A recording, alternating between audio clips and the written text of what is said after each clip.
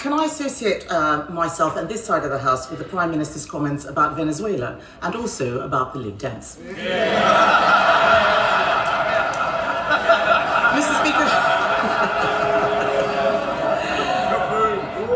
But seriously, Mr. Speaker, the Chief of Defence Staff made it known that the armed forces needed a minimum of £28 billion more to defend the country. Can the Prime Minister tell us why he thinks half that amount is enough? Prime Minister. Mr. Speaker, I'm very proud that this Labour government has delivered two major funding increases in just 2 years in government. The first, which was funded by overseas aid, took us to £270 billion over the spending review period. Mr. Speaker, that is a record. The Defence Investment Plan gives us capability we need for the future. That sets a new record, Mr. Speaker, of £300 billion over the next 4 years. That will be invested in drones and autonomous weapons, the largest ever investment, strength for UK's nuclear capability, upgrading our naval bases in the most significant way for 45 years, and confirming our commitment to the next generation of fighter jets. That is what is needed to keep our country safe. Kemi Badenoch. Mr. Speaker, he didn't say that it was enough, and that was a very long list of things that he's not yet paying for. It is not right and it is not fair, certainly not to our troops who put their lives on the line for all of us every single day. 3 weeks ago, Mr. Speaker, 3 weeks ago, the Defence Secretary resigned, saying, "I am being forced to make decisions that would increase the risk to personnel on operations and could make the country less safe." Since that letter, the Prime Minister has only increased spending by 0.01%. We can count, the generals can count, the Kremlin can count. His plan doesn't add up. How can the Prime Minister possibly stand there and say that this is enough? Prime Minister. Mr. Speaker, this is the most significant upgrade in defence spending since the 1980s. The Chief of Defence Staff has been clear that the plan accelerates the transformation we need for our armed forces. The First Sea Law, it funds the capability we need to fight and win. The Chief Air Staff strengthens our contribution to NATO, and she must have missed that yesterday the Secretary General of NATO welcomed the plan. All people who know what's in the plan and welcome it. Contrast that, Mr. Speaker, with their record in government, because they hollowed out the armed forces. Their record is cutting defence spending. My record is raising it to £300 billion and rising. Their record is cutting frigates by a quarter, cutting mine hunters by a half, and leaving 47 of 49 defence programmes delayed or over budget. My record is the biggest boost to defence investment since the 1980s. Their record is missing army recruitment targets every year for 14 years. We've given our armed force the biggest pay rise for 20 years and increased defence funding by £15 billion a year. That's a record I'm proud to stand on.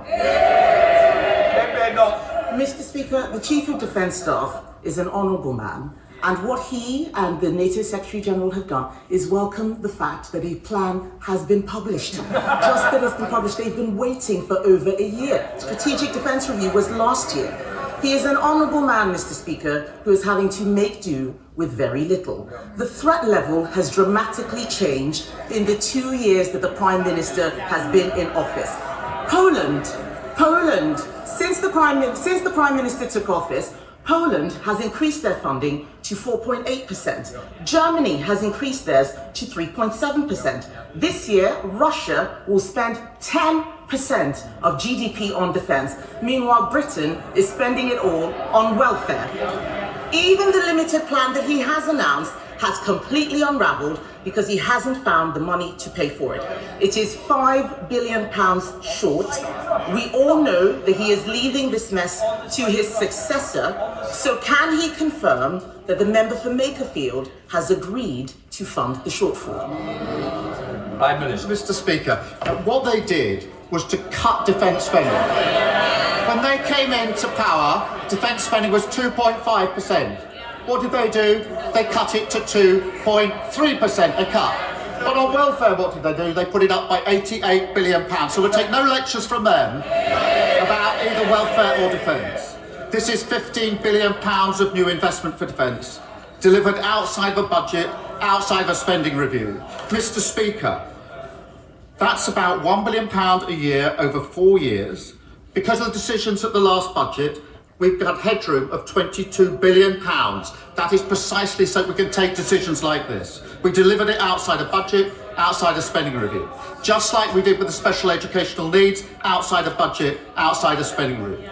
Just like the previous government did, Mr. Speaker, when they announced their 5-year NHS plan in 2018, outside a budget, outside a spending review. And what did they say when they were challenged about it, Mr. Speaker? I'll quote, "We will be able to explain exactly where every penny is coming from, but we will do that in the budget." That was the former Health Secretary, then the Chancellor. When they published their Integrated Defence Review in 2020, what did they do? They set out the funding at the next spending review. So let's drop the faux outrage, focus on what matters, the biggest sustained increase for 40 years, the biggest increase for 45 years, providing what is needed to keep the country safe. Kemi Badenoch. Mr. Speaker, he says that he's delivering this outside the budget. That's right, it should have been in the last budget. The Strategic Defence Review was published last year. It should have been in the last budget, not the next budget. The intelligence assessment that he himself has said we have says there could be an attack on NATO by 2030. But this plan doesn't deliver until after that. £5 billion is missing from his plan. It also relies on £11 billion of unidentified savings. The plan has unravelled. It is a total dereliction of duty, and I'm not the only one who thinks so. The Times newspaper said today the Prime Minister's legacy... why don't we wait and see what they said? That the Prime Minister's legacy is betrayal, failure and vulnerability, and that's one of the nicer headlines. So I will ask again, because he didn't answer the question, Mr. Speaker, did the member for Makerfield know that he was going to have to find £5 billion for the Prime Minister's plan? Prime Minister. Mr. Speaker, when I became Prime Minister 2 years ago, this country spent £54 billion a year on defence.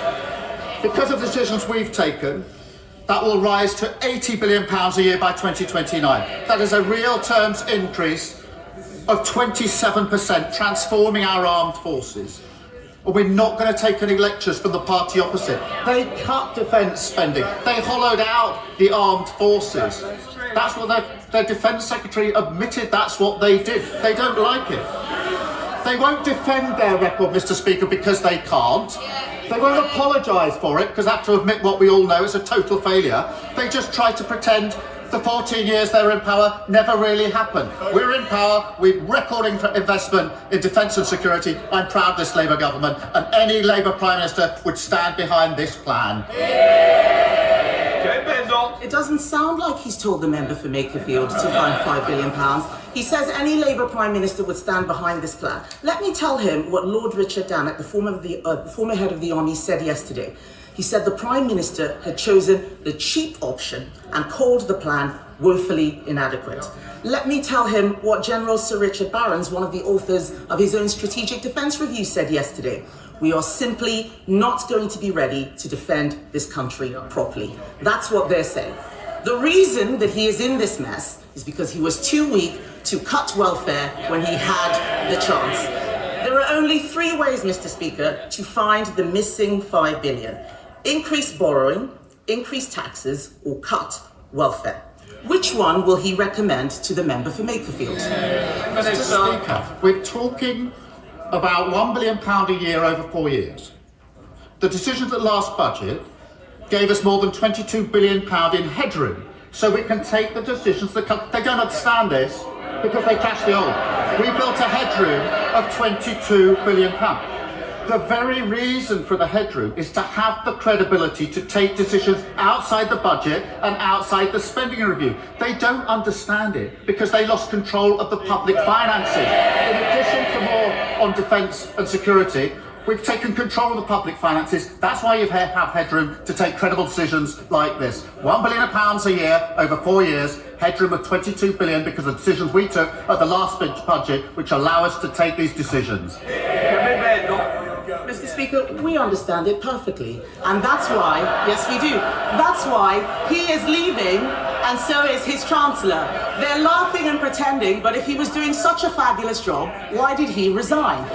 Mr. Speaker, defence of the realm is the first duty of government. Yes, it is the first duty of government. I don't need to read again what General Sir Richard Barron's or Lord Richard Dannett said. Maybe they didn't hear it the first time. They can re-watch the clips. But defence of the realm, Mr. Speaker, is the first duty of government. Britain is facing a moment of danger unlike anything in our lifetimes, unlike anything that we saw even in government. We need a plan to fund our armed forces that meets this moment. They are the government for now, not for 10 years ago. And the fact is, Labour's plan is too weak, it is too little, and it is too late. If his successor doesn't want to be complicit in this failure, he should come out and condemn this plan.